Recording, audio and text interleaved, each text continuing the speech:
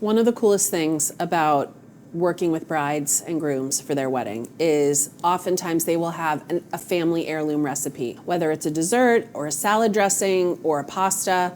A couple of the things on our menu have come directly out of clients' requests for specific dishes that we then make deliciously and add to our repertoire. For example, we have this wonderful client, Nina, and her lemon parmesan rigatoni ends up on a lot of menus because it's absolutely delicious. We also have a spicy local tomato bucatini that we've served at a wedding and then gone on to use that sauce for other things. We had a bride that was marrying someone from Iceland, so we did an Icelandic fish stew.